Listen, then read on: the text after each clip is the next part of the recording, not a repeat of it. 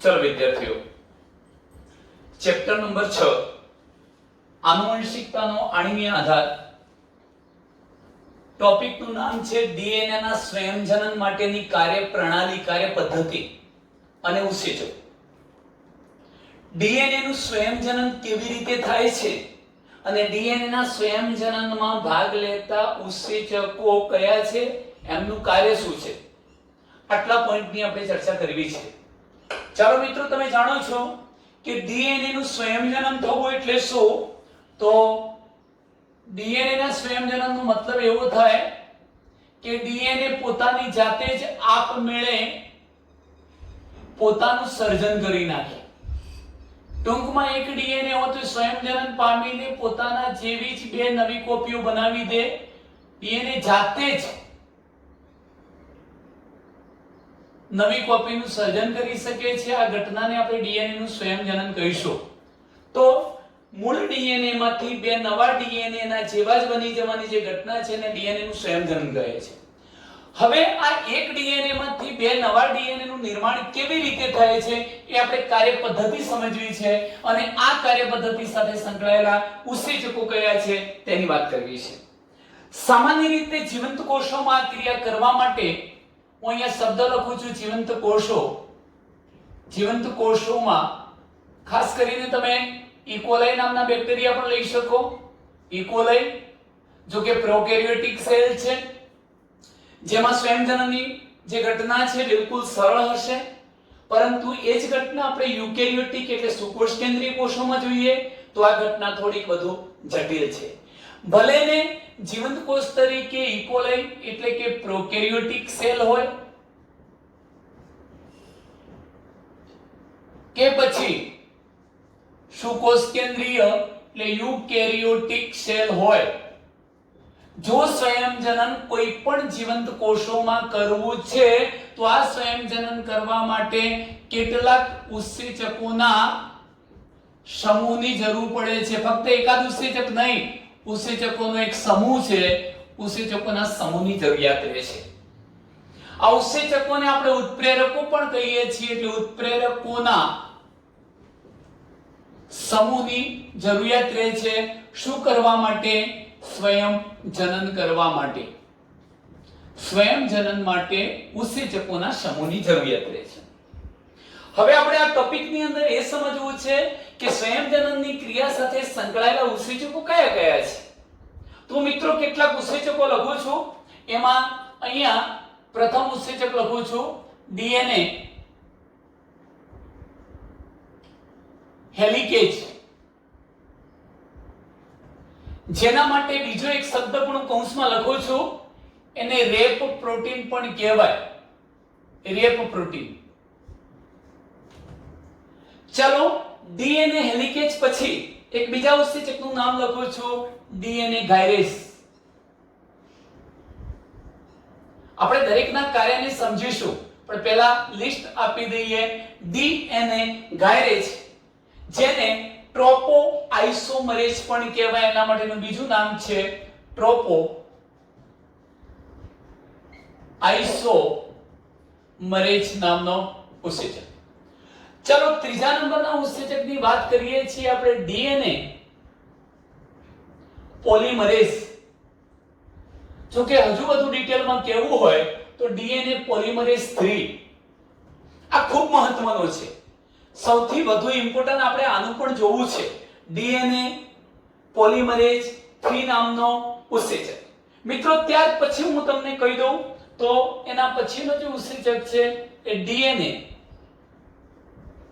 Ligase. લિગેજ પણ કહેવાય, DNA લિગેજ અથવા લાઇગેઝ. ત્યાર પછી હજુ પણ આપણે એકાદ બે ઉત્સેચકનું વધુ લિસ્ટ આપીએ છીએ. આરએનએ પોલિમરેઝ, કે જેના માટેનો બીજો શબ્દ છે આરએનએ પ્રાઇમેજ. આરએનએ પ્રાઇમેજ. અને લાસ્ટ એક શબ્દ હું કહી દઉં છું અહીંયા કે જેનું નામ છે એન્ડોન્યુક્લિયસ.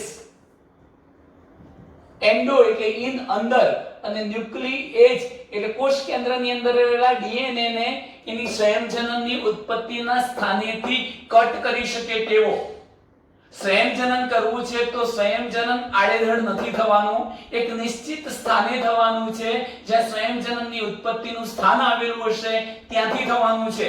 તો એ જગ્યાએથી ડીએનએ ને કાપણી કરવી પડશે, એ માટેનું છે એન્ડોન્યુક્લિયસ.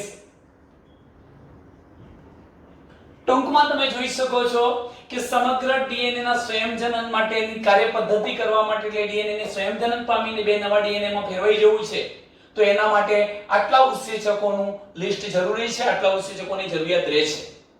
હવે આપણે કાર્યપદ્ધતિ પર જઈએ પહેલા હું તમને કેટલીક બાબતો સમજાવી દઉં, આ દરેકે દરેકનું કાર્ય શું છે એ સમજીએ અને ત્યાર પછી આપણે સમગ્ર ટોપિક તરફ જઈએ છીએ.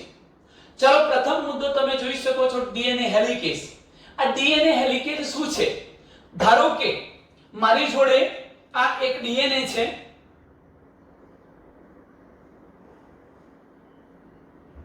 આ એક મૂળ પિતૃ ડીએનએ છે.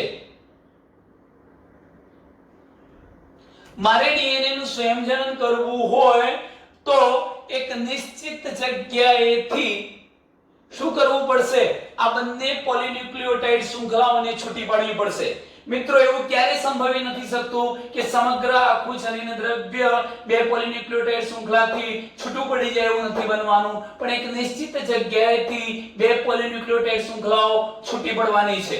એનો મતલબ એવો થયો કે ધારો કે હું આને આ પ્રકારે બતાવી શકું, આ જ આકૃતિને હવે આપણે આ રીતે બતાવી શકીએ છીએ.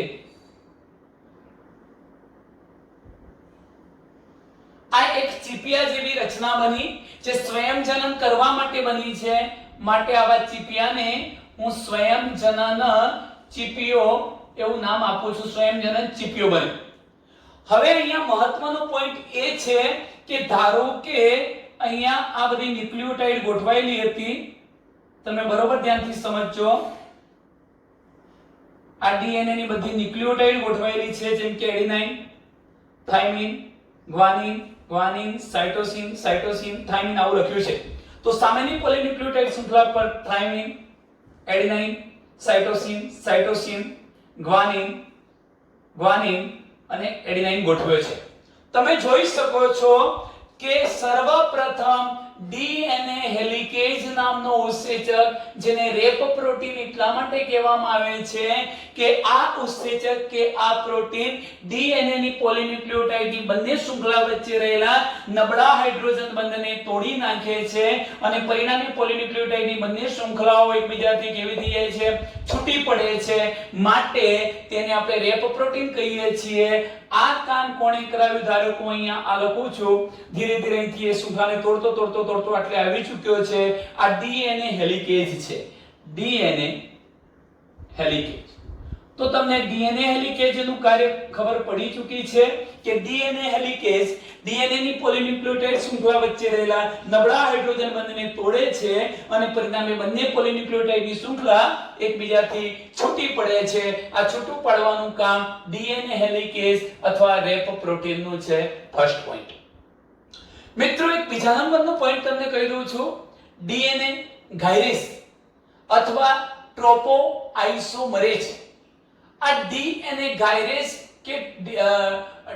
ગાયરેસ કે ટ્રોપોઆઇસોમરેઝ નું કાર્ય શું? એક સારા ઉદાહરણથી આ ઘટનાને સમજીએ કે આપણે એક દોરી લઈએ છીએ, દોરડો રસો લઈએ છીએ અને એ રસાની જે બે દોરીઓ હતી એને એકબીજા પર અમળેલી છે. અમળાયેલી છે એનો મતલબ કે એની રચના કોના જેવી છે? ડીએનએ જેવી.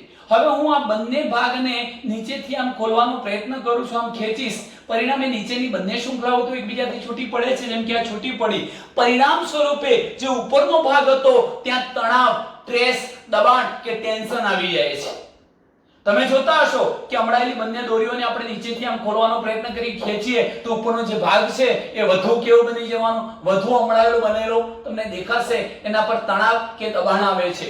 તો હવે મતલબ એ થયો કે જ્યારે હું આ શૃંખલાને ડીએનએ હેલિકેઝની મદદથી ખોલું છું, પરિણામે આટલા ભાગ પર જે તણાવ કે દબાણ આવ્યું, એ તણાવ કે દબાણને દૂર કરવાનું જે કાર્ય છે એને રિલેક્સ કરી દેવી, થોડી પાછી હતી એમ છૂટી કરી દેવી. છૂટી બિલકુલ છૂટી તો ના થાય આના જેમ, પરંતુ આ જે ગીચ ગોઠવણી હતી એની જગ્યાએ થોડુંક એને આ પ્રકારનું રિલેક્સમેન્ટ મળવાનું, તો આ પ્રકારની જે ગોઠવણી કરવી એ કામ કોનું થશે?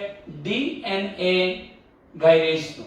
તો ડીએનએ ગાયરેશ શું કામ કરે છે કે જ્યારે ડીએનએ હેલિકેસની મદદથી પોલીન્યુક્લિયોટાઇડની બંને શૃંખલાઓ વચ્ચે રહેલા નબળા હાઇડ્રોજન બંધ તૂટવાથી સ્વયંજનન ચીપીઓ બને છે, એના પરિણામે ડીએનએ ની શૃંખલા પર જે આગળનો ભાગ હતો અગ્રભાગ એના પર દબાણ સર્જાય, તણાવ આવે છે. એ તણાવને દૂર કરવાનું કામ કોનું છે? ડીએનએ ગાયરેશ અથવા ટ્રોપોઆઇસોમરેઝનું છે. ચાલો ત્રીજા નંબરના પોઈન્ટ તરફ આપણે જઈએ છીએ. ડીએનએ પોલિમરેઝ 3 આ મહત્વનો છે, સૌથી વધુ મહત્વનો છે મિત્રો. અહીં જરા ધ્યાન રાખજો. આનું કાર્ય શું છે હું તમને એકદમ શોર્ટકટમાં સમજાવું, ધ્યાન રાખજો કે આ ડીએનએ ની છૂટી પડેલી એક શૃંખલા જેને હું નામ આપું છું ટેમ્પલેટ શૃંખલા, પ્રતિકૃતિ શૃંખલા.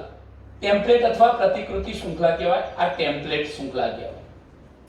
તો ડીએનએ હેલિકેજની અસરના કારણે નબળા હાઇડ્રોજન બંધ તૂટતા બંને પોલીન્યુક્લિયોટાઇડની શૃંખલા છૂટી પડી. ડીએનએ ની બંને છૂટી પડતી શૃંખલાને ટેમ્પલેટ શૃંખલા કહીએ છીએ. હવે મિત્રો તમે જાણો છો કે જો ડીએનએ નું સ્વયંજનન થવાનું હોય તો આ દરેક છૂટી પડેલી શૃંખલા પરથી નવી શૃંખલાનું નિર્માણ કરવું છે. આપણે આ નવી શૃંખલાનું નિર્માણ કરવું છે. અહીં પણ આ છૂટી પડેલી શૃંખલા પરથી આ નવી શૃંખલાનું નિર્માણ કરવું છે. તો નવી શૃંખલાનું નિર્માણ કરવા માટે આપણે અહીંયા ડીએનએ ની ન્યુક્લિયોટાઇડને ગોઠવવી પડશે. જેમ કે એડેનાઇન ની સામે થાઇમિન ગોઠવવી પડશે, થાઇમિન ની સામે એડેનાઇન ગોઠવવું પડશે, cytosine, cytosine, guanine, guanine, guanine અને અહીંયા આપણે એડેનાઇન ગોઠવીશું. આ પ્રકારે નવી ડીએનએ ની ન્યુક્લિયોટાઇડને એક પછી એક ગોઠવતા જવું પડશે એટલે આખું એક ડીએનએ બની જશે. અહીં પણ તમે જુઓ છો કે થાઇમિન ની સામે એડેનાઇન છે, એડેનાઇન ની સામે થાઇમિન, સાઇટોસિન ની સામે ગ્વાનિન, સાઇટોસિન ની સામે ગ્વાનિન, અહીંયા ગ્વાનિન ની સામે સાઇટોસિન, અહીંયા સાઇટોસિન અને થાઇમિન. આ રીતે આપણે નવી ન્યુક્લિયોટાઇડને ક્રમશઃ એક પછી એક ગોઠવીને ડીએનએ ની આ જે ડીઓક્સીરિબોન્યુક્લિયોટાઇડ હતી એને એક પછી એક ગોઠવી નવી શૃંખલાનું નિર્માણ કરવું છે. મિત્રો આ જે નવી શૃંખલા બને છે એને બનાવવા માટેની માહિતી પૂરી કોણ પડે છે? ટેમ્પલેટ શૃંખલા. પણ આ નવી શૃંખલામાં એક પછી એક ન્યુક્લિયોટાઇડ ઉમેરવાનું કામ કોણ કરે છે? DNA polymerase 3. તો હું અહીંયા સાઈડમાં લખું છું કે અહીં સાઈડમાં લખીશું આપણે ડીએનએ પોલિમરેઝ 3 શું કામ કરે છે? તો ટેમ્પલેટ શૃંખલા અથવા તો જે પ્રતિકૃતિ શૃંખલા હતી એનો એ ઉપયોગ કરશે. કોણ ઉપયોગ કરશે? DNA polymerase. ટેમ્પલેટ શૃંખલાનો ઉપયોગ કરીને ડીઓક્સીરિબો ન્યુક્લિયોટાઇડ એટલે ડીએનએ ની ન્યુક્લિયોટાઇડ ડીઓક્સીરિબો ન્યુક્લિયોટાઇડ ને ક્રમશઃ શું કરશે? ગોઠવવાનું કામ કરશે અથવા ડીઓક્સીરિબોન્યુક્લિયોટાઇડ નું બહુલીકરણ કરે છે એમ પણ કહેવાય. બહુલીકરણ પ્રેરે છે, ઉત્તેજે છે. આ મહત્વનું કાર્ય કોનું થાય? ડીએનએ પોલિમરેઝ 3 નું. ફરી કહી દઉં છું કે ડીએનએ પોલિમરેઝ 3 નામનો ઉત્સેચક શું કરે છે? તો ટેમ્પલેટ શૃંખલાનો ઉપયોગ કરશે, ટેમ્પલેટ શૃંખલા પરથી માહિતી એકત્રિત કરશે અને એના અનુસંધાનમાં નવી શૃંખલાનું નિર્માણ કરવા માટે એક પછી એક ડીએનએ ની ન્યુક્લિયોટાઇડ એટલે ડીઓક્સીરિબોન્યુક્લિયોટાઇડ નું બહુલીકરણ એટલે એની સંખ્યામાં વધારો કરશે, ગોઠવશે અને આ રીતે નવી શૃંખલાનું સર્જન કરવાની ક્રિયાને કોણ પ્રેરે છે? ડીએનએ પોલિમરેઝ 3 પ્રેરે છે. મિત્રો આની અંદર જ મારે એક શરૂઆતનો પોઈન્ટ લઈ લેવો છે કે તમે જાણતા હશો કે ઈ કોલાઈ જે બેક્ટેરિયા છે, તમે આ બાબત સારી રીતે જાણો છો કે ઇસ્ચેરેસિયા કોલાઈ નામના જે બેક્ટેરિયા છે એ ઈ કોલાઈ બેક્ટેરિયાની અંદર નાઇટ્રોજન બેઝની જે પેર છે એની સંખ્યા કેટલી? તો 4.6 into 10⁶. તો સંખ્યા થશે 4.6 into 10⁶ બેઝ પેર આવેલી છે. કોનામાં આવેલી છે આટલી સંખ્યા? આટલી સંખ્યા કોનામાં આવેલી છે? ઈ કોલાઈ ની અંદર બેઝ પેરની સંખ્યા 4.6 into 10⁶ બેઝ પેર છે અને એની સાપેક્ષમાં હું મનુષ્યના દ્વિકીય ડીએનએ ની વાત કરું, મનુષ્યમાં દ્વિકીય જે ડીએનએ હતું એની અંદર બેઝ પેરની સંખ્યા કેટલી છે મિત્રો? તમે એ પણ જાણો છો કે 6.6 × 10⁹ બેઝ પેર. આ શા માટે લખી છે માહિતી? બરોબર ધ્યાન રાખજો કે ઈ કોલાઈમાં સ્વયં જનન પૂર્ણ થવા માટે 18 મિનિટનો સમય લાગે છે.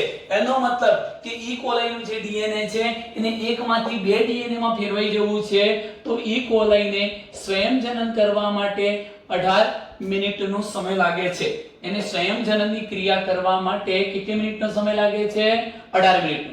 એનો મતલબ એ થયો કે જો હું આ 18 મિનિટમાં આટલી બેઝ પેર તૂટી જઈને નવી બેઝ પેરનું સર્જન કરતું હોય તો આ જે ડીઓક્સીરિબોન્યુક્લિયોટાઇડનું બહુલીકરણ થવાનો જે દર છે એ કેટલો? આપણે પ્રશ્ન એ થાય તો આ બહુલીકરણનો દર ઈ કોલાઈ બેક્ટેરિયાની અંદર 2000 બેઝ પેર પ્રતિ સેકન્ડે મળશે.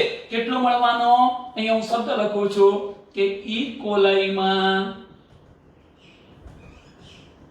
ન્યુક્લિયોટાઇડના બહુલીકરણનો દર 2000 બેઝ પેર પ્રતિ સેકન્ડ. એનો મતલબ એવો થાય છે કે જ્યારે ઇસ્ચેરિશિયા કોલાઈ જેવા પ્રોકેરિયોટિક સેલની અંદર ડીએનએ સ્વયંજનનની ક્રિયા કરે છે અને એ સ્વયંજનન 18 મિનિટની અંદર પૂરું થઈ જાય છે. એનો મતલબ એ થયો કે પ્રત્યેક સેકન્ડે ડીએનએ ની શૃંખલામાં 2000 બેઝ પેર ઉમેરાઈ જાય છે, બહુલીકરણ થાય છે. કોણે કરાવ્યું હશે? ડીએનએ પોલિમરેઝ 3 નામના ઉત્સેચક. સાથે સાથે મિત્રો આટલું પણ યાદ રાખો કે આ ઉત્સેચક ડીએનએ પોલિમરેઝ 3 માત્ર ડીઓક્સીરિબોન્યુક્લિયોટાઇડનું બહુલીકરણ જ પ્રેરે છે એવું નહીં, આ ડીએનએ ની નવી ન્યુક્લિયોટાઇડને ઉમેરે છે એવું નહીં, આ ક્રિયાને ઝડપી તો બનાવે જ છે.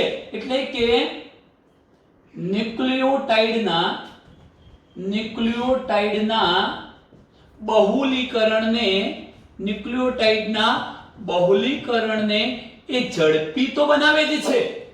ઝડપથી નવી ન્યુક્લિયોટાઇડ ઉમેરી આપશે, એ ક્રિયાને પ્રેરશે. એટલે ન્યુક્લિયોટાઇડના બહુલીકરણને તો તે પ્રેરે જ છે, પણ સાથે સાથે સ્વયંજનનમાં ચોકસાઈ બક્ષે છે. ચોકસાઈ એટલા માટે ચોકસાઈ આપે છે કે જો સ્વયંજનનમાં કોઈ પણ પ્રકારની ભૂલ થઈ જાય, વિકૃતિ થઈ જાય તો નવું નિર્માણ પામતું ડીએનએ પિતૃ ડીએનએ ની નકલ સ્વરૂપ રહી શકતો નથી, વિકૃત લક્ષણો પેદા થઈ શકે. તો આ ન થાય એ જોવાની તકેદારી પણ કોણ રાખે છે? DNA polymerase. તો મિત્રો આટલે સુધી ખબર પડી ગઈ કે ડીએનએ પોલિમરેઝ 3 આ ટેમ્પલેટ શૃંખલા પર રહેલી માહિતીનો ઉપયોગ કરી અને નવી શૃંખલામાં એક પછી એક ડીએનએ ની ન્યુક્લિયોટાઇડને ડીઓક્સીરિબોન્યુક્લિયોટાઇડને ઉમેરવા માટે પ્રેરે છે, ઉમેરો કરવાનું કામ કરે છે. સાથે સાથે આ સ્વયંજનન થતું હોય એ દરમિયાન વિકૃતિ ન આવે, ખામી ના આવી જાય, ત્રુટિ ના રહી જાય, ભૂલ ન થઈ જાય, એટલે સ્વયંજનનમાં ચોકસાઈ બક્ષવાનું કામ પણ કોનું છે? એમ કહીશું ડીએનએ પોલિમરેઝ 3. હવે મિત્રો એક મુદ્દો એની સાથે જ સંબંધિત છે એટલે આપણે પહેલા આમાં જ લઈ લઈએ. માની લો કે મારે આ ડીએનએ ની તમે જોઈ શકો છો કે ધારો કે હું ફરીથી આને બતાવું છું આ ઘટનાને. મેં આ ડીએનએ ની પોલિન્યુક્લિયોટાઇડની બંને શૃંખલાઓ છૂટી પડી છે. મારે એ બંને શૃંખલા પરથી નવી શૃંખલાનું આ રીતે સર્જન કરાવવું છે. આ રીતે હવે જો નવી શૃંખલાનું સર્જન કરાવવું છે તો નવી શૃંખલામાં એક પછી એક ડીએનએ ની ન્યુક્લિયોટાઇડ ઉમેરવી પડે અને સ્વાભાવિક છે કે એ ક્યાંથી મળશે? તો એ કોષ કેન્દ્ર વગેરેમાંથી. તમે જાણો છો મિત્રો કે શર્કરાઓ છે, નાઇટ્રોજન બેઝ છે, ફોસ્ફોરિક એસિડનો અણુ એકબીજા સાથે જોડાયો હશે અને આ પ્રકારની ન્યુક્લિયોટાઇડ બની હશે. પણ એ યાદ રાખજો કે અહીંયા આવેલી જે ન્યુક્લિયોટાઇડ છે એ સામાન્ય રીતે નિષ્ક્રિય હોય છે. ન્યુક્લિયોટાઇડ સામાન્ય રીતે કેવી હોય છે? નિષ્ક્રિય. હવે જો ન્યુક્લિયોટાઇડ નિષ્ક્રિય હોય, જેમ કે હું આવો શબ્દ લખું છું અહીંયા તો તમને ખબર પડી જશે DAMP ડીઓક્સી એડિનોસાઇન મોનોફોસ્ફેટ. એવો જ બીજો શબ્દ લખું છું GAMP ગુઆનોસાઇન મોનોફોસ્ફેટ. એવી રીતે તમે ડિઓક્સી થાઇમિડિન મોનોફોસ્ફેટ આવા ઉદાહરણ આપો. આ બધી ન્યુક્લિયોટાઇડને આપણે એક પછી એક ઉમેરવી છે, પરંતુ આ બધી કેવી છે? નિષ્ક્રિય. હવે જો એને નિષ્ક્રિયમાંથી તમારે સક્રિય કરવી છે તો સક્રિય કરવા માટે શું કરવું પડે? જરા ધ્યાન રાખજો. આને સક્રિય કરવા માટે ઊર્જાની જરૂર પડે, શક્તિની જરૂર પડે. જો શક્તિ ન મળે તો તે સક્રિય ન થાય, એક પછી એક જોડાય નહીં અને નવી ડીએનએ ની શૃંખલા બની શકે નહીં. તો આ શક્તિ શામાંથી મળે છે? હું આ શબ્દ લખું છું કે ઊર્જાની દ્રષ્ટિએ ડીએનએ સંયોજન થવાની ઘટના ખૂબ ખર્ચાળ છે, એટલે એમાં વધુ ઊર્જાની જરૂરિયાત પડે છે. જો ડીએનએ નું સંયોજન કરવું છે તો ડીએનએ ની બધી ન્યુક્લિયોટાઇડ નિષ્ક્રિય હતી, એને સક્રિય કરવા માટે ઊર્જાની જરૂરિયાત છે, શક્તિની જરૂરિયાત છે. ઊર્જાની દ્રષ્ટિએ ડીએનએ સંયોજન એ વધુ ખર્ચાળ પ્રક્રિયા છે. હવે પ્રશ્ન એ થાય કે આ શક્તિ શામાંથી મળે? તો સામાન્ય રીતે તમે એટીપી એડિનોસાઇન ટ્રાઇફોસ્ફેટ કહો છો, આ તો મોનોફોસ્ફેટ છે, એમાંથી શક્તિ મળી શકે નહીં, જાતે સક્રિય બની શકે નહીં. એટલે હવે મિત્રો જરા યાદ રાખો કે હું ધારો કે એક એવો શબ્દ લખું છું કે ડી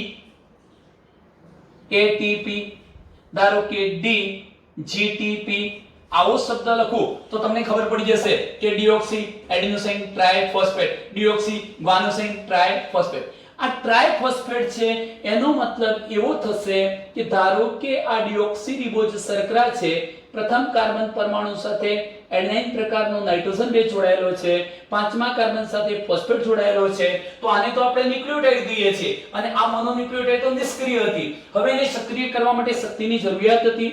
એડિનોસાઇન મોનોફોસ્ફેટ સાથે એક ફોસ્ફેટ જોડાયો, એડિનો ડાયફોસ્ફેટ થયો એડિનોસાઇન, અને હવે થઈ ગયું એડિનોસાઇન ટ્રાઇફોસ્ફેટ. આ છેલ્લા બે ફોસ્ફેટ હતા એ શક્તિસભર છે, એટલે આ બંધ તૂટી શક્તિ મુક્ત કરશે. એની મદદથી આ જે નિષ્ક્રિય ન્યુક્લિયોટાઇડ હતી એ કેવી થઈ જવાની? સક્રિય થઈ જવાની. આમ ઊર્જા ખર્ચીને પછી એક ન્યુક્લિયોટાઇડ સક્રિય થઈ એકબીજા સાથે જોડાઈ જશે. આ કામ કોણે કર્યું છે? ડીએનએ પોલિમરેઝ 3 નામના ઉત્સેચક. એક આની અંદર એક બીજો મુદ્દો ઉમેરવો છે મિત્રો. મેં તમને એવું કહ્યું કે ઊર્જાની દ્રષ્ટિએ આ ખૂબ જ ખર્ચાળ પ્રક્રિયા છે. ડિઓક્સી રિબોન્યુક્લિયોટાઇડ ટ્રાઇફોસ્ફેટ, જુઓ ડિઓક્સી રિબોન્યુક્લિયોટાઇડ, આ ટ્રાઇફોસ્ફેટ 3 ફોસ્ફેટ વાળી કહેવાય, ડિઓક્સી રિબોન્યુક્લિયોટાઇડ ટ્રાઇફોસ્ફેટ. આ શબ્દ યાદ રાખજો. એ બેવડા ઉદ્દેશની પૂર્તતા કરે છે. એનો મતલબ કે બે કાર્યો કરે છે. કયા બે કાર્ય કરે? એ સમગ્ર પ્રક્રિયા માટે પ્રક્રિયાર્થી તરીકે વર્તે છે. જુઓ, એક તો પ્રક્રિયાર્થી તરીકે વર્તવું. કેમ પ્રક્રિયાર્થી તરીકે વર્તવું? નિષ્ક્રિય ન્યુક્લિયોટાઇડને એને શું કરી દીધી? સક્રિય. પ્રક્રિયાર્થી તરીકે વર્તે છે. અને બીજું કે બહુલીકરણની પ્રક્રિયા કરવા માટે ઊર્જા આપે છે.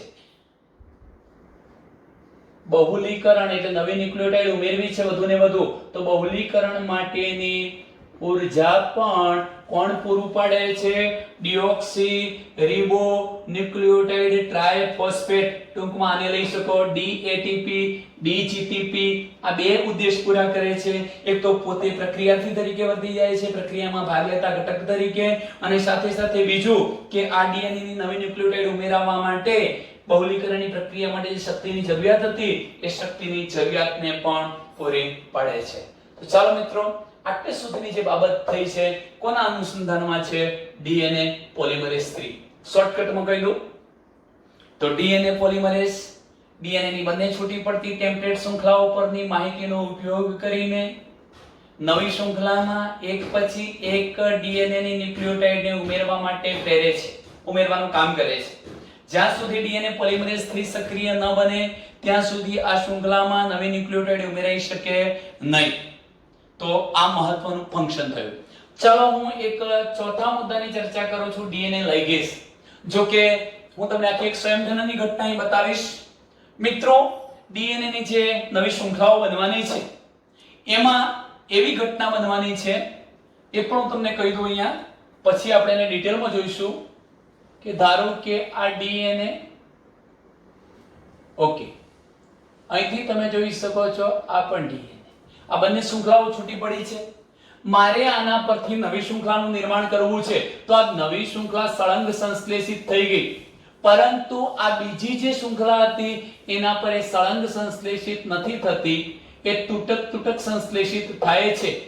એનો મતલબ અહીં બીજા કોઈ ઘટકો હશે, હું એની ચર્ચા કરું છું, તો એનો મતલબ એ થયો મિત્રો કે આ ડીએનએ નો એક ટુકડો, આ બીજો ટુકડો, ત્રીજો ટુકડો, ચોથો ટુકડો, આ બધા ટુકડાઓને આપણે નામ આપવાના છીએ ઓકાઝાકી ટુકડા. ઓકાઝાકી ટુકડા.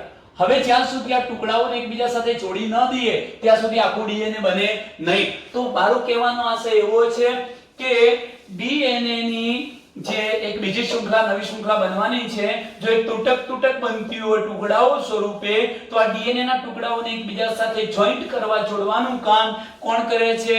ડીએનએ લાઇગેસ નામનો ઉત્સેચક કરે છે. ચલો મિત્રો, આ આરએનએ પોલિમરેઝ કે આરએનએ પ્રાઇમેજ નું કામ શું છે હું તમને એ પણ સમજાવું કે જ્યાં સુધી આરએનએ પોલિમરેઝ નામનો ઉત્સેચક પ્રાઇમરને ન ગોઠવે ત્યાં સુધી ડીએનએ પોલિમરેઝ સક્રિય બની શકતો નથી. અને જો આ સક્રિય ન બને તો નવી શૃંખલા બની શકે નહીં. આનો અર્થ એવો થયો, એ પણ બતાવી દઉં છું મિત્રો, પછી બધી જ આકૃતિઓને આપણે ભેગી કરી દઈશું. ધારો આ મૂળ શૃંખલા છે, આ 3' છેડો છે, આ 5' છેડો છે, એના પર આપણે નવી શૃંખલાનું નિર્માણ કરવા જઈ રહ્યા છીએ. હવે અહીંયા મારે નવી શૃંખલા નિર્માણ કરવી છે, અહીં પણ નવી શૃંખલા નિર્માણ કરવી છે. આ નવી શૃંખલા બને કોના દ્વારા? ડીએનએ પોલિમરેઝ 3 દ્વારા. એ સક્રિય બને તો ટેમ્પલેટ શૃંખલા પર આવેલી માહિતીનો ઉપયોગ કરી નવી શૃંખલા બનાવશે. પણ એ બનાવે ક્યારે? જ્યારે આરએનએ પોલિમરેઝ અથવા આરએનએ પ્રાઇમેજ નામનો ઉત્સેચક આ 3' છેડાની સામે અહીંયા નાનો ટુકડો પ્રાઇમર, જેમ કે અહીં પણ હું બતાવું કેમ આવું થયું હશે. ચાલો, આ 5' છેડો છે મિત્રો, અહીંથી મેં આ બતાવ્યું 5' એટલે આ 3' થયો, આ 5' થયો. હવે વિચારો કે આ નાનો ટુકડો આરએનએ પ્રાઇમર ગોઠવાયો, એના પછી જ કોણ સક્રિય બને? ડીએનએ પોલિમરેઝ 3, અને એ ડીએનએ ની નવી શૃંખલા સર્જી શકે. અહીં પણ નવી શૃંખલા ત્યારે જ સર્જાય. એનો મતલબ એ હતો કે જ્યાં સુધી હું આ આરએનએ પ્રાઇમરને ન ગોઠવું, આરએનએ પ્રાઇમર શું છે એની પણ હું તમને સમજૂતી આકૃતિમાં આપું છું કે આરએનએ પ્રાઇમર એનું સ્થાન લઈ લે જે જગ્યાએ આરએનએ પ્રાઇમર ગોઠવવું જોઈતું હતું, જેમ કે અહીંયા અને અહીંયા ગોઠવાઈ જાય. જ્યાંથી સ્વયંજનન શરૂ થવાનું હતું એના શરૂઆતના ભાગે આરએનએ પ્રાઇમર ગોઠવાયું છે. સ્વયંજનનની દિશા જો આ છેડો આ 3' હતો એટલે આ 5' આ 3', તો સંયોજન હંમેશા 5' to 3' ની દિશામાં થાય. તો અહીંયા તમે જોઈ શકો છો આ 5' છે તો આ 3'. તો મિત્રો આમ ના થાય, 3' to 5' નહીં, પણ અહીંથી આમ થશે, 5' to આ 5' to 3', 5' to 3'. સંયોજનની દિશા બંનેમાં વિરોધી છે. આને દ્વિદિશીય સંયોજન કહેવાય. શું કહેવાય? દ્વિદિશીય સંયોજન. યાદ રાખજો. હવે મારો મતલબ એવો છે કહેવાનો કે નવી શૃંખલા હંમેશા 5' to 3' ની દિશામાં નિર્માણ પામે, તો અહીંયા 5' to 3' ની દિશામાં. પણ જે દિશામાં એ શરૂઆત પામવાનું હોય એના શરૂઆતના ભાગે આરએનએ પ્રાઇમર ગોઠવવું જોઈએ. તો આરએનએ પ્રાઇમર ગોઠવ્યું, અહીંયા શરૂઆતના ભાગે આરએનએ પ્રાઇમર ગોઠવ્યું. આ આરએનએ પ્રાઇમર ગોઠવવાનું કામ કોનું છે? RNA polymerase. આરએનએ પોલિમરેઝ નામનું ઉત્સેચક આરએનએ પ્રાઇમર અહીંયા ગોઠવશે એટલે આરએનએ પ્રાઇમરનું નિર્માણ કરશે.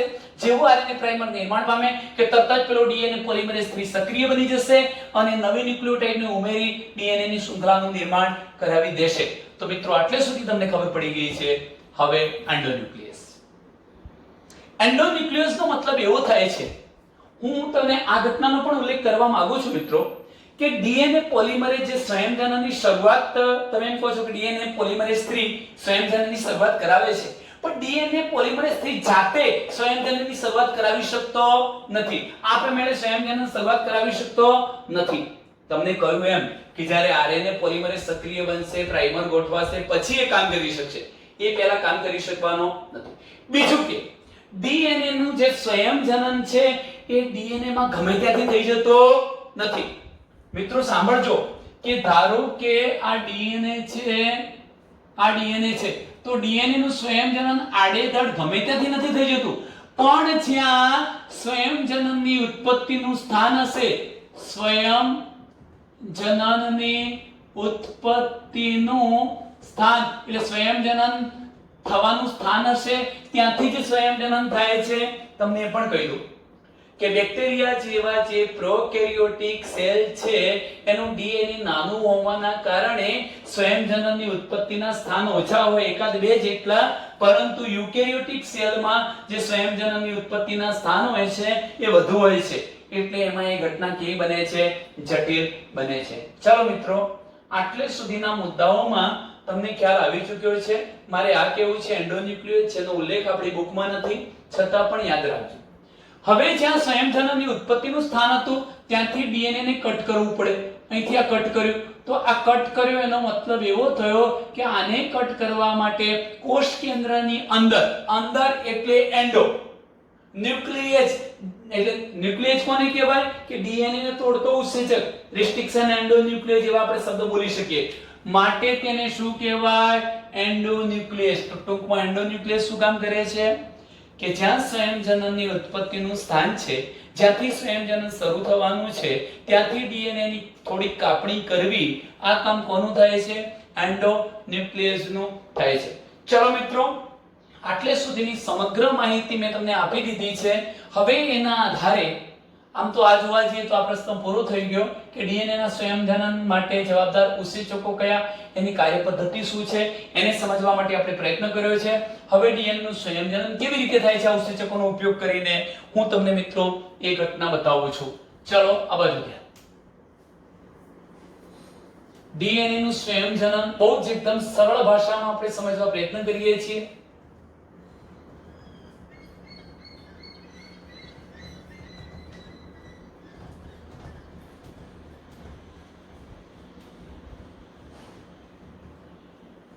ચલો એના માટે હું એક મોટી આકૃતિ દોરીશ. તમારું ધ્યાન આ બાજુ અહીંયા જુઓ. સર્વપ્રથમ તો તમે જોઈ શકો છો કે હું એક ડીએનએ બતાવીશ આ પ્રકારે, અને એની અહીંયા એક શૃંખલા આપણે બતાવી દઈશું આ પ્રકારે, છૂટી પડેલી શૃંખલા. એટલે શું? હવે મિત્રો હું આ છેડાને થ્રીડેશ છેડો કહી દઉં છું, થ્રીડેશ છેડો. બીજી એક શૃંખલા બતાવું છું, તમે જોઈ શકો છો.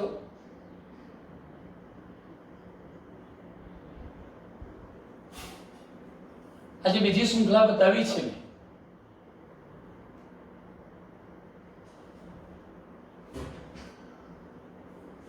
ઓકે, આને આપણે નામ આપી દઈએ છીએ 5' છેડો. 5' છેડો એનો મતલબ જો આ 3' છેડો હોય તો આ 5' અને આ કયો થઈ ગયો 3'. જો જોઈ શકો છો 3' માટે 5', 5' માટે આ છેડો 3'. આપણે આ પ્રકારની ગોઠવણી કરી દીધી. હવે તમે જાણો છો એમ હું અહીંયા ન્યુક્લિયોટાઇડ લખું છું મિત્રો, આ બાજુ ધ્યાન રાખજો. જેમ કે આ 1 2 3 4 5 આવી મેં ન્યુક્લિયોટાઇડ બતાવી દીધી છે. અહીં પણ આ 1 2 3 4 5 ન્યુક્લિયોટાઇડ બતાવી દીધી છે.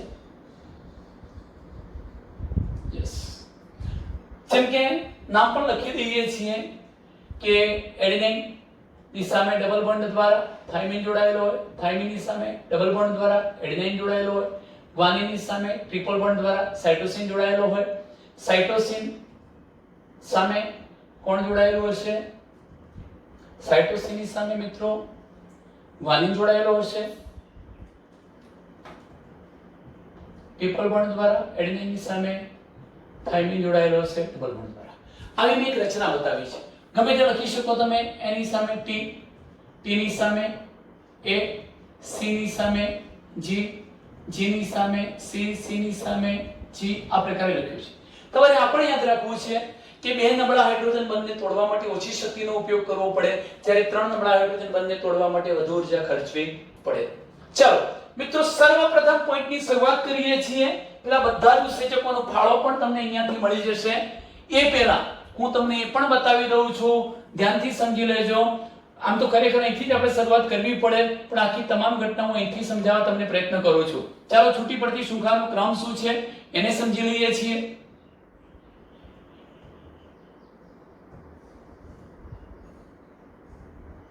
આકૃતિ મહત્વની છે, પહેલા એને સમજો તો બાકીના બધા જ પોઈન્ટ તમને આવડી જશે.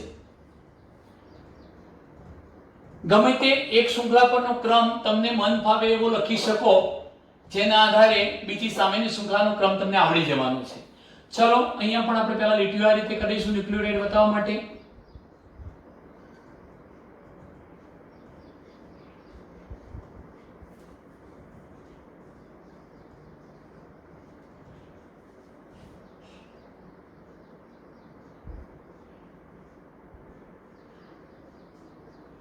આ પ્રકારે આપણે બતાવી શકીએ.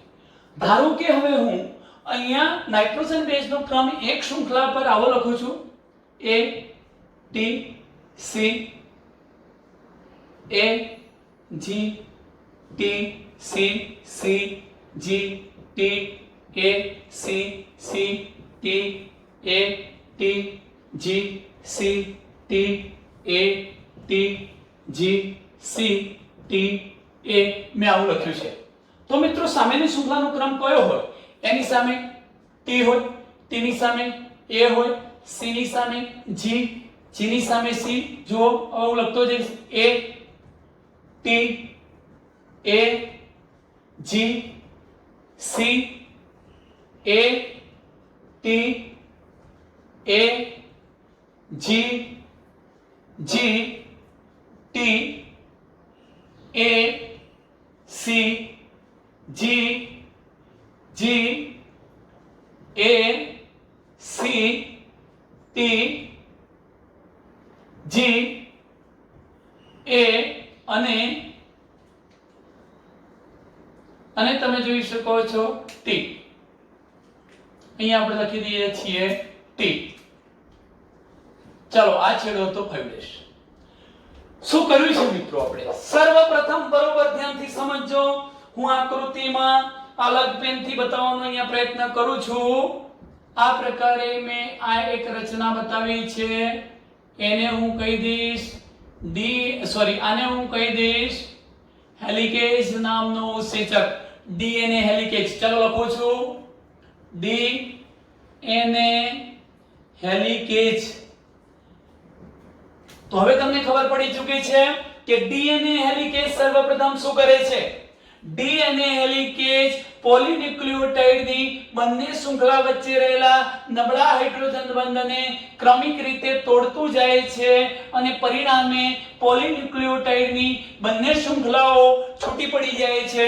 છૂટી પડતી બંને શૃંખલાઓને નામ આપવામાં આવે છે ટેમ્પલેટ શૃંખલા, પ્રતિકૃતિ શૃંખલા. આને શું કહીશું?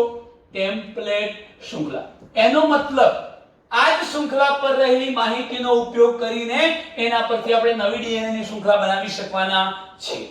ચાલો હવે મિત્રો તમે યાદ કરો, મેં તમને કહ્યું હતું કે DNA પોલિમરેઝ નામનો ઉત્સેચક એક પછી એક નવી ન્યુક્લિયોટાઇડને ઉમેરશે.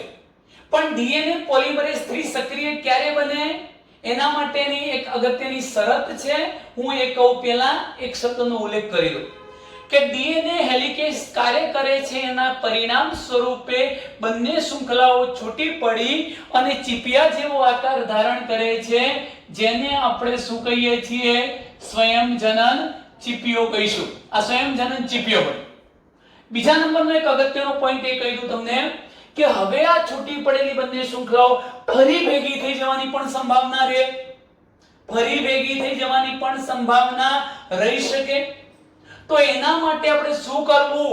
આ બંને શૃંખલાઓ આમ છૂટી જ રહે, એકબીજાથી ભેગી ન થઈ જાય એટલા માટે હું એક મહત્વનો પોઈન્ટ અહીંયા બતાવી રહ્યો છું.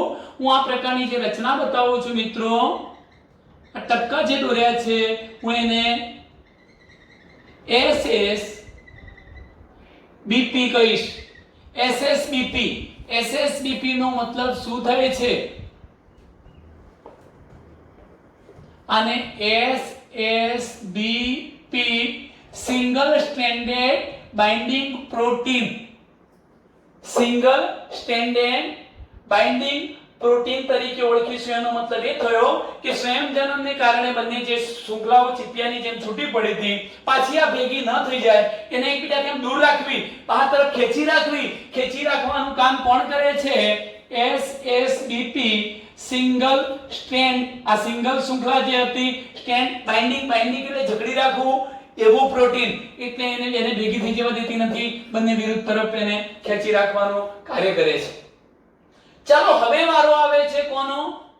હવે વારો કોનો આવે છે? જો ડીએનએ હેલિકેઝ નું કામ પૂરું કરી દીધું, ડીએનએ હેલિકેઝ નું કામ પૂરું થઈ ગયું.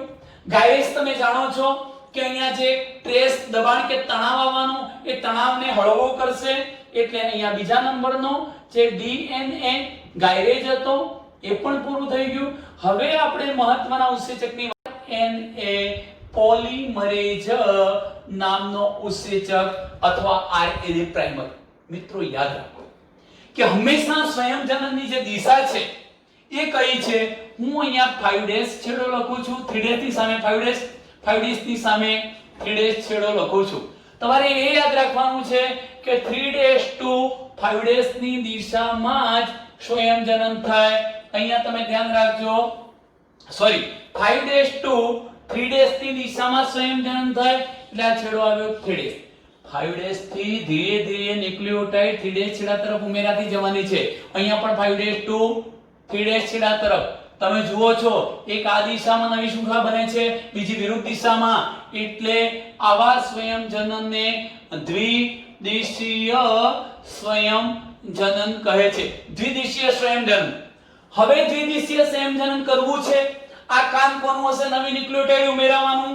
આ કામ છે નવી ન્યુક્લિયોટાઇડ ઉમેરવાનું કામ ડીએનએ પોલિમરેઝ 3 નામના ઉત્સેચકનું, પરંતુ પોતે નિષ્ક્રિય છે. એને સક્રિય કરવા માટે આરએનએ પોતાનું સ્થાન લેવું જોઈએ. આરએનએ શું છે? આરએનએ પ્રાઇમર શું છે?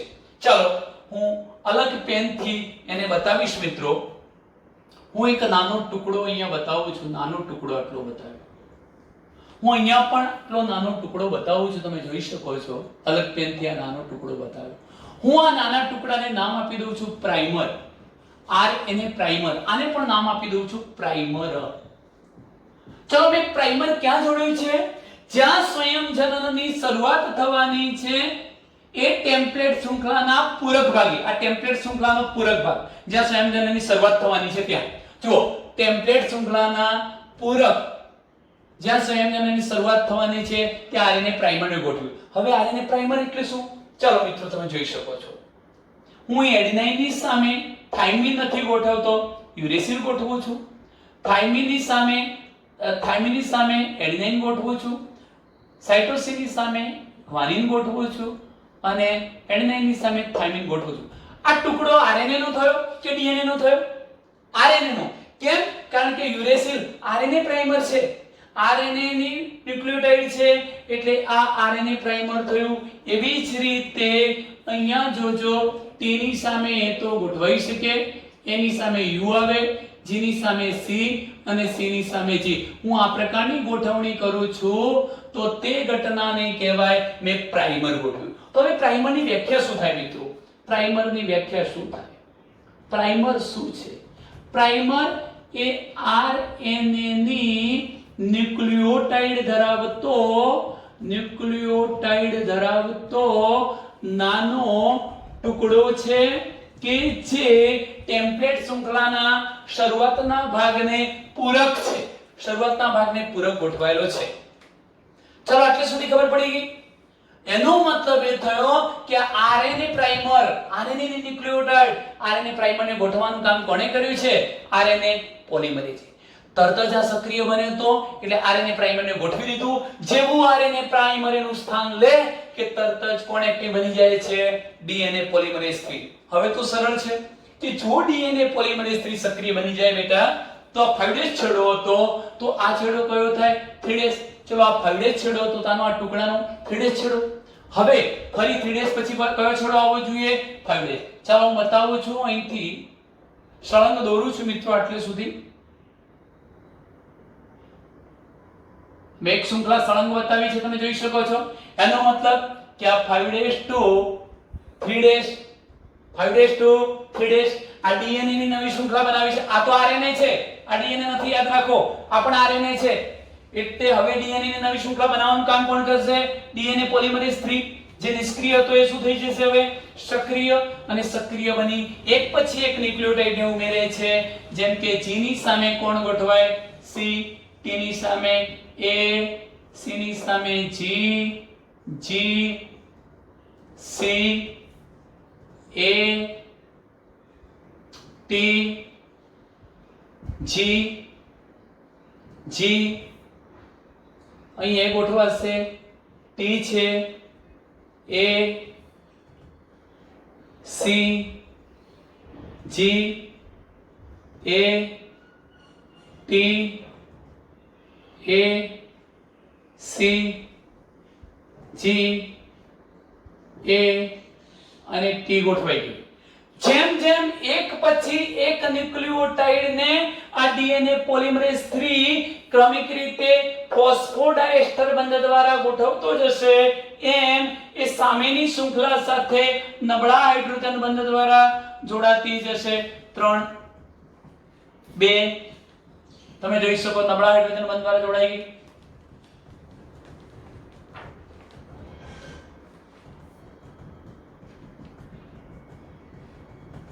ચલો આમ ડીએનએ ની એક ટેમ્પલેટ શૃંખલા પર કે જેની દિશા 3:5' હતી એ ટેમ્પલેટ શૃંખલા પર 5:3' ની દિશામાં એક ડીએનએ ની શૃંખલા સળંગ સંશ્લેષિત પામી, ટુકડા ટુકડામાં નહીં સળંગ સંશ્લેષિત થઈ. આવી શૃંખલાને નામ અપાય છે, હું અહીંયા એરો કરીને લખું છું, આવી શૃંખલાને નામ અપાય છે લેગિંગ કુંતલ. લેડિંગ કુંતલ અથવા એને અગ્રેસર શૃંખલા કહેવાય. સળંગ નિર્માણ પામતી શૃંખલાને અગ્રેસર શૃંખલા લેડિંગ કુંતલ કહેવાય. આમ લેડિંગ કુંતલ સળંગ સંશ્લેષિત થાય છે. પરંતુ મિત્રો આ ડીએનએ હેલિકેજ જે પોલિન્યુક્લિયોટાઇડની બંને શૃંખલાઓ છૂટી પડી હતી એ અહીંયા થોડી ઘણી તકલીફ કરે છે. એક સાથે સાથે એક બીજો મુદ્દો કહી દઉં કે હંમેશા આરએનએ પ્રાઇમર 3' છેડો ધરાવતી ટેમ્પલેટ શૃંખલા સાથે જોડાવા માટે વધુ સક્ષમ હોય છે. એટલે આ 3' ટેમ્પલેટ શૃંખલા સાથે સરળતાથી જોડાઈ ગયું છે, પણ સામેની ટેમ્પલેટ શૃંખલા સાથે સરળતાથી જોડાઈ શકતો નથી. એક ટુકડાઓ સ્વરૂપે જોડાય છે. અહીં તો એક જ ટુકડો હતો, પણ અહીં એવું નહીં બને. હું તમને બતાવું છું. જેમ કે મિત્રો અહીંયા હું એક નાનો ટુકડો બીજો બતાવું છું. આ એક નાનો ટુકડો બતાવ્યો. હું ફરી ક્યાંક આટલામાં એક બીજો ટુકડો બતાવી દઉં છું. આ બતાવ્યો. આ રીતે મેં શું કર્યું અહીંયા તમે જોઈ શકો છો. એની સામે કોણ આવે? u. એની સામે કોણ આવશે? t નહીં આવે, u આવશે. t ની સામે a, એની સામે u. ચાલો અહીં જુઓ, એની સામે કોણ આવે? એની સામે u, c ની સામે g અને g ની સામે કોણ આવે? c. મેં આ કેમ બતાવ્યું છે? હજુ પણ મેં આ જે ટુકડાઓ બતાવ્યા છે મિત્રો એ આરએનએ પ્રાઇમરના ટુકડાઓ છે, ડીએનએ નથી બતાવ્યું. બેમાં શું ફેર છે એ સમજાવું છું. તમે જોઈ શકો છો કે આ એક ટેમ્પલેટ શૃંખલા પર તો આરએનએ પ્રાઇમરનો એક જ ટુકડો ગોઠવાયો હતો, પણ સામેની શૃંખલા પર ડીએનએ સળંગ રીતે સંશ્લેષિત થઈ શકતું નથી. પરિણામે ત્યાં આરએનએ ના પ્રાઇમર, હા જુઓ, ધારો કે આટલો ડીએનએ નો ટુકડો બને, પછી એની ક્ષમતા નથી આ શૃંખલાની, એટલે ફરી પાછું ત્યાં કોને ગોઠવવો પડે? આરએનએ પ્રાઇમરને. ફરી પાછું ડીએનએ બને, પાછો કોને ગોઠવવો પડે? આરએનએ પ્રાઇમરને. ફરી પાછું કોણ બને? ડીએનએ. તો એનો મતલબ એ થયો, હું હવે સામેની શૃંખલા પર બતાવું છું આ ઘટના. મિત્રો બરોબર ધ્યાન રાખજો. બ્લુ પેન થી જે રચના બતાવી છે એ ડીએનએ ની શૃંખલા છે. 3' છેડો માટે આ 5' છેડો, આ 3' 5' 3' 5' 3' 5' 3' 5' 3'. હવે તમે જોઈ શકો છો કે આરએનએ પ્રાઇમર ગોઠવાયું એટલે ડીએનએ પોલિમરેઝ 3 સક્રિય બની ગયો. એક પછી એક ન્યુક્લિયોટાઇડ ઉમેરશે. ચાલો ઉમેરે છે તો કયું ઉમેરે? એની સામે T ઉમેરે, T ની સામે A ઉમેરે, એની સામે T, G ની સામે C, અહીં G ઉમેરે. જેમ જેમ એક પછી એક ઉમેરાતી ગઈ એમની વચ્ચે હાઇડ્રોજન બંધ પણ બનતા જવાના બતાવું છું. G ની સામે C, C, A આ રીતે ઉમેરાતા જશે. અહીં પણ તમે જોઈ શકો છો C, T, G, A, C, T, A. એક પછી એક ન્યુક્લિયોટાઇડ ઉમેરાતી ગઈ. સામે હાઇડ્રોજન બંધ બનતા ગયા. જોઈ શકો છો.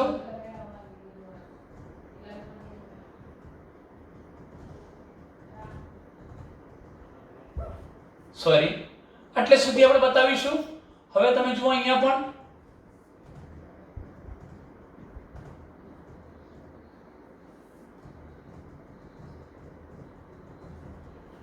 ચલો મિત્રો, આટલા સુધીનું કામ પૂરું થયું. બીજી ટેમ્પલેટ શૃંખલા પર પણ 5 ડેઝ ટુ 3 ડેઝ ની દિશામાં ડીએનએ ની નવી શૃંખલા બને છે, પરંતુ એ સળંગ સંશ્લેષિત ન થતા ટુકડાઓ સ્વરૂપે સંશ્લેષિત થાય છે.